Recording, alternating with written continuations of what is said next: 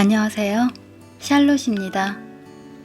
오늘은 나태주 시인이 극찬한 에세이 시작이라는 말에 예민한 당신에게 중에서 불 속에서와 벼룩의 간 두 편을 들려드리겠습니다. 불 속에서. 아득히 다급한 목소리가 들려왔다. 이상한 느낌에 나도 모르게 뒤를 돌아봤다. 어머니였다. 어머니는 딱딱한 자갈길을 맨발로 뛰어오고 계셨다. 연신 내 이름을 부르면서 얼마를 그렇게 달려오신 것일까? 꿈인가 싶었다. 내가 운전하고 있던 경운기의 굉음소리가 내 이름을 집어삼켰고 쥐꼬리만큼 남아있던 그 여운마저도 늦가을 들녘 속으로 빨려 들어갔다. 어머니는 나를 보고 쉰 목소리로 불, 불이라고 외치셨다. 그대로 경운기에서 내려 달리기 시작했다. 멀었다. 경운기로 15분 정도 왔으니까 막상 뛰어가려니 마치 가위에 눌린 것 같이 발이 잘 떨어지지 않았다. 영문도 모른 채 갑자기 남겨진 경운기의 아우성이 나를 쫓아왔지만 차츰 귓가에서 멀어졌다. 울컥울컥 내 숨소리가 가을 들녘의 평온을 깨트리는 사이렌 소리처럼 불편했다. 자꾸자꾸 바람이 불었다. 바람과 불, 나는 달려야 했다. 1994년 10월 31일 내가 그해 11월 10일에 공무원 발령을 받았으니 발령받기 딱 10일 전이었다. 늦가을 들녘, 밤은 부지런히 익어가고 있었고 잡풀과 잎새는 할 일 없이 이리저리 뒤척였다. 어머니가 밤도 따고 잡풀들은 모아 태워야겠다고 해 경운기를 몰고 밭으로 향했다. 어머니는 올해 밤이 많이 열렸다고 기분이 좋다며 콧노래를 흥얼거리셨다. 나는 긴 막대기로 높이 매달린 밤을 털었고 어머니는 밤을 주었다. 얼마큼 그렇게 밤을 따고 곧 마른 밤송이와 잡풀들과 나뭇잎을 밭 한가운데로 모았다. 널려 있을 때는 몰랐는데 모아놓고 보니 그 양이 제법이다. 어느 정도 작업이 끝나자 어머니는 마른 풀을 태우시겠다고 하고 나는 빌린 경운기를 돌려주기 위해 시동을 걸었다. 두 손을 움켜쥐고 온몸에 힘이 다 빠지도록 몇 번을 돌려대고 나서야 겨우 시동이 걸렸다. 운전 경험이 거의 없었기에 온 신경을 집중하여 경운기를 몰았다. 한참을 그렇게 경운기를 몰고 자그마한 언덕을 넘어서고 있었다. 며칠 후 발령 날 것을 생각하니 절로 콧노래가 나왔다. 4년여를 다니던 안정된 은행을 부모님 몰래 덜컥 그만두고 공무원 시험 준비를 했는데 운 좋게 합격한 게 엊그제였다. 만약 떨어졌더라면 영영 농사를 지으며 한평생 보낼 위기에서 탈출한 셈이었으니 얼마나 다행이었는지 모른다. 그런데 어머니가 내 뒤에서 불이라고 하셨다. 눈앞이 캄캄했다. 밭 한가운데서 어떻게 불길이 번졌는지 생각할 겨를도 없이 내달렸다. 눈앞에 30여 미터로 길게 불길이 번져 있었다. 가까이 다가서자 훅 날아든 불길이 내 얼굴을 삼킬 듯이 핥히고 뒤로 물러섰다. 나는 정신없이 맨손으로 흙을 파던지기 시작했다. 불길 아래로는 완만한 계곡이다. 계곡은 진흙이 묻혀 있는 곳이었다. 어렸을 적 학교 미술 시간에 진흙이 필요할 때 수시로와 진흙을 파곤 했던 그 계곡. 그때는 참 시원했다. 맨손으로 진흙을 파도 손가락도 아프지 않았고 마냥 즐거웠다. 금은 보석처럼 캐낸 진흙을 누가 많이 캐냈는지 친구들과 서로 재보고 얼굴에 묻히며 장난을 치느라 어두워진 줄도 몰랐다. 진흙이 든 비닐봉지에서 느껴지던 그 미끈함이 내 소나기에서 미꾸라지처럼 꿈틀거리다 사라졌다. 나의 노력도 보람없이 불은 계속 번지고 있었다. 멀리 뛰기 선수가 앞뒤로 손을 흔들며 힘차게 구름판을 구를 준비를 하듯 산들 바람을 등에 업고 한다름에 저 산으로 다름박칠 기세였다.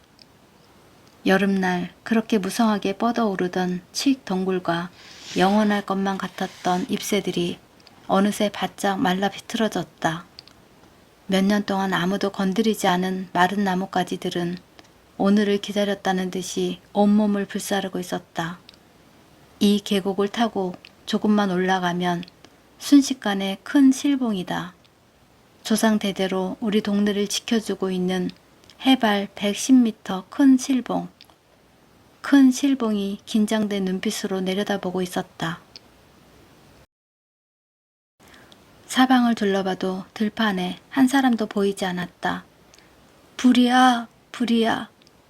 목이 터져라 소리를 질렀다. 힘이 빠지기 시작했다. 아, 이렇게 공무원 발령이 물거품이 되는구나. 어머니를 생각하니 눈물이 핑 돌았다. 불타오르는 큰 실봉. 인계지서에서 조사받는 내 모습이 휙휙 스쳐 지나갔다. 형사는 다짜고짜 직업이 뭐냐고 물었다. 무직인데요. 그렇지만 내일 모레 검찰 수사관으로 발령받을 예정. 입이 벌어지지 않았다. 숨도 제대로 못 쉬고 있는데 누가 맨 처음 불을 피웠냐고 윽박질렀다. 어머니는 옆에서 내가 다 했다며 울고 계셨다. 하늘이 노랬다. 어머니는 평생 고생만 하셨다. 아버지 건강하셨을 때는 아버지의 불같은 성격과 지독한 가부장제 건의에 숨도 제대로 못 쉬셨고 아버지가 쓰러지신 후에는 병시 중에 집안일을 도맡아 하시느라 벌써 허리가 반은 휘셨다. 그래도 여전히 자식들을 향한 마음은 끝이 없다. 내가 내려간다고 하면 며칠 전부터 회관 앞까지 몇 번을 왔다 갔다 하시고 또 손수 콩을 찢고 가라 땀을 뻘뻘 흘리며 아궁이에 불을 떼어 내가 제일 좋아하는 두부를 만드셨다. 어머니는 내 삶의 쉼터였다. 부족함이 없는 그늘이었고 시간이 아무리 지나도 식지 않는 따뜻한 아랫목이었다. 이제는 내 차례였다. 이 세상 단 한 분이신 어머니에게 티끌만한 오점도 남겨지지 않도록 이 불을 꺼야 한다. 심호흡하고 다시 10손가락 마디마디에 힘을 주어 흙을 팠다. 큰 실봉으로 이어지는 길목을 차단하기 위해 몸부림을 쳤지만 그럴수록 불길은 잘못 건드리면 크게 다친다라는 듯 더욱 과격해졌다. 정말로 큰 실봉까지 1m도 남지 않았다. 5분, 10분, 손톱 절반이 꺾이고 그 아래로 핏기가 흥건했는데 아픈 줄도 몰랐다. 땀과 눈물이 범벅이 되어 앞을 볼 수가 없었다. 바닥이 시멘트처럼 단단해서 도저히 더 이상 흙을 팔 수가 없었다. 이리저리 펄쩍펄쩍 뛰었다. 내가 불 속에 갇혀있는 것처럼 숨이 턱턱 막혔다. 그리고 털썩 쓰러져 나도 모르게 두 손을 모았다. 제발 이 영혼을 구해주소서. 어디선가 사람들 소리가 났다. 꿈이겠지. 돌아볼 힘도 없었다. 그저 멍하니 무서운 자연 앞에 꿇어 엎드려 마지막 간청을 하고 있었다. 눈앞에 어머니와 동네 사람들이 손에 삽을 들고 흙을 파던지고 있었다. 시간이 꽤 흘렀는데 아직 불길은 비틀비틀 앞으로 나아가지 않고 있었다. 갑자기 눈앞이 환해졌다. 삽질 소리가 경쾌했다. 쏟아지는 흙더미 속으로 맨 앞에서 큰 실봉을 향해 가장 기세 좋게 타오르던 불길이 비명을 지르며 고꾸라졌다. 시뻘건 무리가 도망갈 틈도 없이 도미노처럼 연이어 쓰러졌다. 절뚝거리며 두 손을 들고 다름질치는 검은 연기 내음이 향기로웠다. 그제야 잔뜩 긴장했던 큰 실봉도 안도의 한숨을 쉬는 것 같았다. 언제 오셨는지 어머니가 아무 말 없이 나를 꼭 안아주셨다. 아들을 위해 평생 가시에 찔리는 것을 마다하지 않으셨던 어머니, 기쁜 하루였다. 하마터면 오늘도 어머니가 또 가시에 찔리고 불에 댈 뻔했다.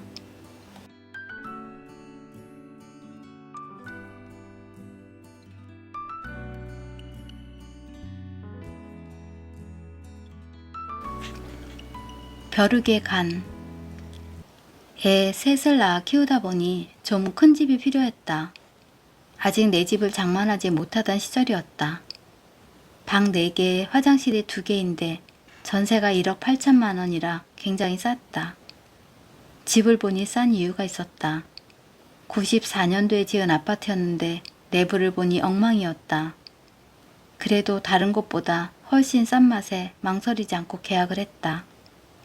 주인 할아버지는 나이가 80이 넘었다는데 나보다 더 활력이 넘치고 목소리도 쩌렁쩌렁했다. 서울에도 집이 몇 채나 있다고 했고 옆 단지에도 아파트가 있는데 매번 집값이 안 오른다며 투덜거렸다. 성격은 또 얼마나 꼼꼼한지 부동산 사무실 사장님들 사이에 소문이 자자했다. 마치 스크루지 할아버지를 만난 것 같았다. 페인트 칠도 좀 하고 샤시도 좀 바꿔달라고 하소연했지만 얼마나 싸게 주는 건데 그런 걸 해달라고 해? 라며 단칼에 거절했다. 하는 수 없이 울며 겨자 먹기로 계약을 하고 2년을 무사히 살고 다시 1,000만 원을 올려 재계약했다. 문제는 15층이라 여름은 에어컨 없이 그런 대로 버틸 수 있었지만 한겨울이 문제였다. 난방이 제대로 되지 않아 애들 방은 냉기가 철철 흘러넘쳐 도저히 잠을 잘 수 없을 정도였다. 사실 난방 때문에 재계약을 많이 고민했지만 계속 얘기하다 보면 수리를 해줄 것이라 믿었는데 할아버지는 턱도 없었다. 다른 집은 2, 3천만 원 올렸는데 같은 석시라 싸게 준 거야 라고 말하면서 내 돈으로 보일러와 배관을 청소해봤지만 결과는 신통치 않았다. 너무 추운 날씨에는 별 수 없이 난방이 좀 되는 큰 방에서 5명이 겨울을 날 수밖에 없었다. 2번째 계약이 끝나가던 즈음 아무리 가격이 싸도 더 이상 살기에는 언젠가 얼어 죽을 수도 있다는 것 같다는 두려움에 이사를 결심하고 새해 1월이 되자마자 할아버지에게 연락했다. 4월 20일경에 이사를 하려고 알아보고 있습니다. 라고 전달을 하고 전세 보증금을 차질 없이 돌려줄 것을 몇 번이고 요청했더니 알겠다고 했다. 속전속결로 이사갈 집을 확정했다.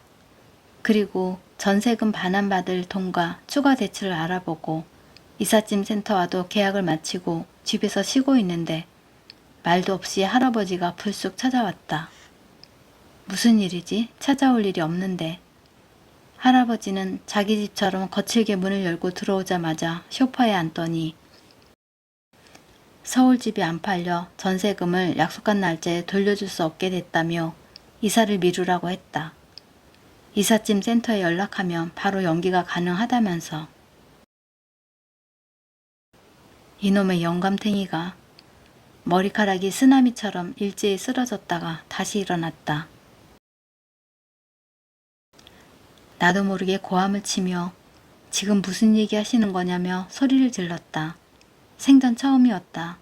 누군가에게 그렇게 큰 소리를 지른 것은. 할아버지도 가만히 있지 않았다. 내 목소리는 어림도 없다는 듯 나보다 더 크게 어른이 말하면 예의 바르게 들어야지. 어디서 벼르장머리 없게 소리 질러? 하여튼 그날 못 주니까 알아서 해. 라며 문을 박차고 나갔다. 하마터면 주먹을 날릴 뻔했다. 수사기관에 근무하면서 끊임없이 들어왔던 우발적이라는 말. 평소에는 그 표현에 크게 공감한 적이 없었는데 이런 상황을 말한다는 것을 깨달았다. 어디 그게 말처럼 쉬운가. 더구나 이사가 며칠 남지도 않았는데 소문은 들었는데 이 정도일 줄 몰랐다. 이사를 늦출 방법은 없었다. 도저히 말이 통하지 않는 할아버지와 더 이야기해봐야 소용이 없었다. 우선 조금 늦더라도 전세금을 받는 게 더 중요하다는 생각이 들었다.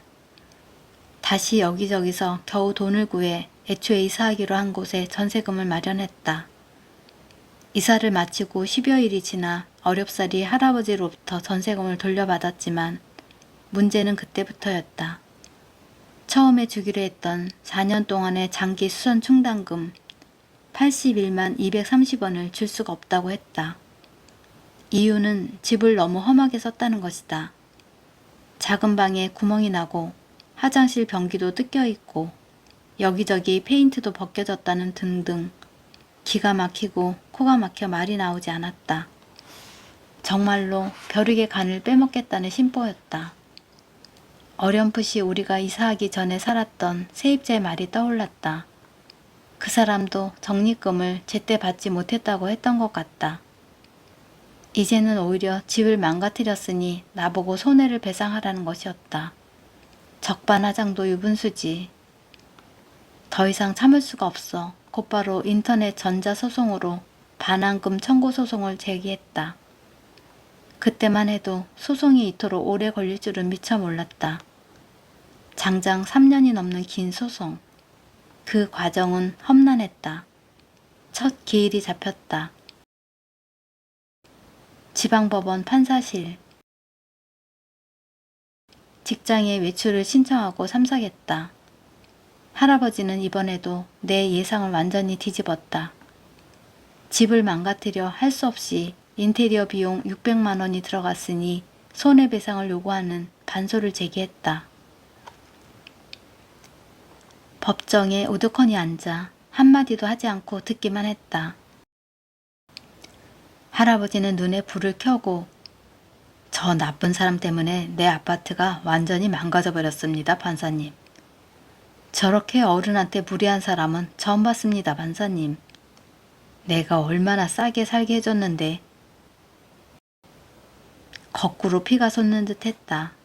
할아버지 쪽으로 뛰어갈 것 같았는데 간신히 참았다. 한겨울 너무 추워 아이들이 방에서는 잠을 잘 수조차 없었고 그동안 술이 한번 제대로 안 한 집이었는데 분노가 치밀었다. 한편으로 허탈했다.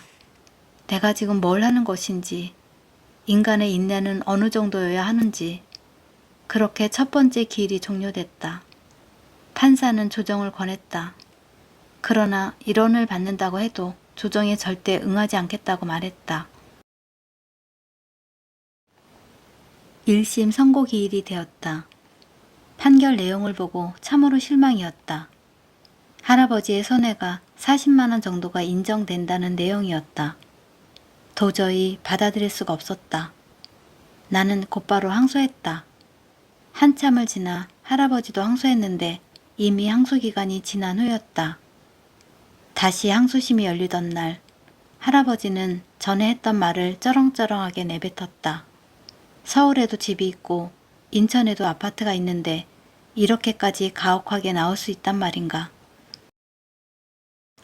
항소심으로 소송은 종료되었지만 할아버지는 순순히 돈을 줄 생각이 전혀 없어 보였다. 확정된 원금과 소송 비용을 입금해달라고 공손하게 할아버지에게 문자를 보냈다.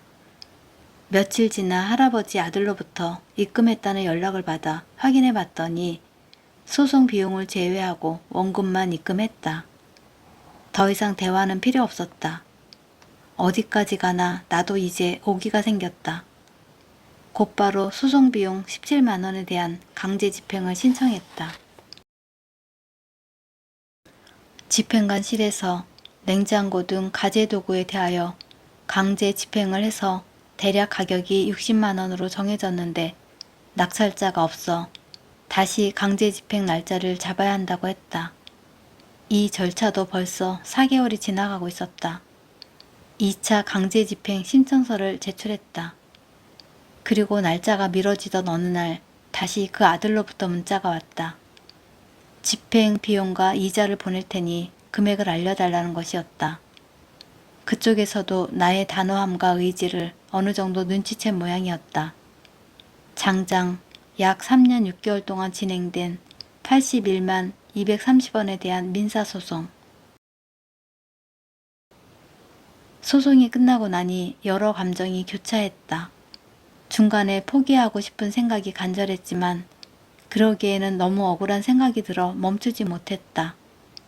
검사 직무대리로 업무를 처리하며 때때로 너무나 경미한 사건인데도 절대 합의하지 않겠다며 법대로 해달라는 피해자들을 볼 때마다 마음속으로 크게 나무랐던 내 자신을 뒤돌아봤다. 에필로그. 다시 도전할 결심. 미국의 유명한 화가였던 모지스 할머니. 모지스는 1860년에 뉴욕에서 태어났다. 12세에 농장 가정부로 일하다가 27세에 농장에서 함께 일하던 토마스 모지스와 결혼하여 10명의 자녀를 낳았지만 5명이 어릴 때 죽고 나머지 5명을 키웠다. 67세 때 남편과 사별하고 75세부터 그림을 그리기 시작해 80세에 개인전을 열면서 그림들이 유명해졌는데 그렇게 그린 그림만 1600여 작품이고 이 중 100세가 넘어 그린 그림만 250점이었고 88세에는 올해의 여성으로 선정되기도 했으며 93세에는 타임지 표지를 장식했고 100번째 생일에는 당시 뉴욕 주지사였던 넬슨 록펠러가 그날을 모지스 할머니의 날로 선포하기도 했다고 한다. 저자는 말합니다. 내가 두려워할 유일한 것은 느림이 아닌 멈춤이다 라고. 함께 해주셔서 감사합니다.